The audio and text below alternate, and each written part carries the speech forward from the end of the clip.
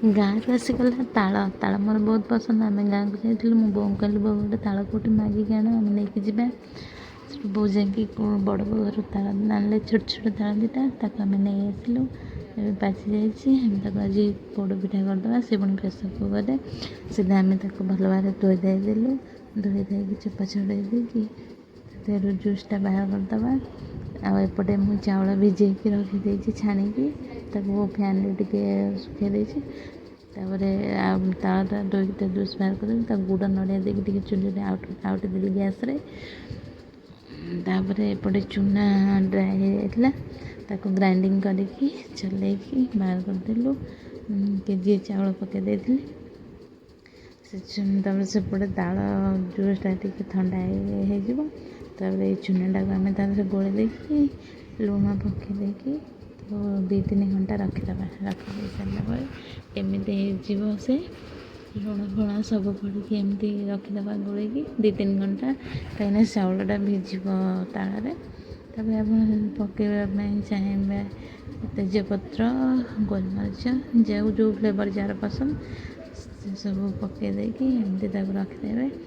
ରଖିଦେଲା ପରେ ତାକୁ ଆମେ କ'ଣ କରିବା, ପ୍ରେସର୍ରେ ବସାଇଦେବା। ପ୍ରେସର୍ରେ ଟିକେ ଘିଅ ଦେଇକି ଘିଅ ଲଗାଇ ଦେଇକି ତାପରେ ପିଠଉ ଢାଳିଦେବା। ଢାଳି ଦେଇ ସାରିଲା ପରେ ତାକୁ ଆମେ ସିଟି ବାହାର କରିଦେବା। ପ୍ରେସର୍ ତା ଢକ୍କନରୁ ସିଟିଟା ବାହାର କରିଦେବା।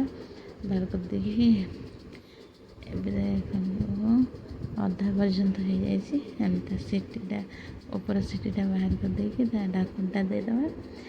ଦେଇଦେଲା ପରେ ସେ ଲାଗିବ ବଡ଼ ପିଠାଟେ ହେଇଛି। ସେ 1.5 ଘଣ୍ଟା ଲାଗିବ। 1.5 ଘଣ୍ଟା ପର୍ଯ୍ୟନ୍ତ ଆମେ ପୁରା ଗ୍ୟାସ୍ଟାକୁ ପୁରା ସ୍ଲୋ କରିକି ବସାଇଦେବା। 1.5 ଘଣ୍ଟା। ତା ମଝିରେ ମଝିରେ ତା ଗୁଣଟା କାଢ଼ିକି ତା ଦେହରେ ଛୁରୀରେ ଫୁଟେଇକି ଦେଖିବା ସେଇଟା ହେଇଛି କି ନାହିଁ। ଛୁରୀରେ ଫୁଟେଇକି ବାହାର କରିଦେବେ। ସେଟା ଯଦି ପିଠଉଟା ଲାଗୁଥିବ ତାହେଲେ କଞ୍ଚା ଅଛି, ଯଦି ନ ଲାଗୁଥିବ ତାହେଲେ ପିଠାଟା ହେଇଯାଇଛି। ଏବେ ପୁରା ସିମ୍ କରିକି ଆମେ ବସାଇଦେବା। ଏପଟେ ସବୁ କାମ ସାରିଦେବା, ଘର କାମ। ତାପରେ ଆସିକି ପିଠା ଦେଖିଲା ବେଳକୁ ପିଠାଟା ହେଇଛି ଏମିତି ପୁରା ରେଡ଼ି, ଖାଇଦେବା।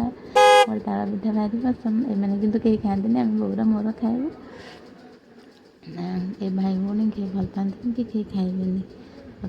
ଥର ପାଇଁ ନୂଆ ହେଇଯିବା ତାଳ ପୋଡ଼ ପିଠା।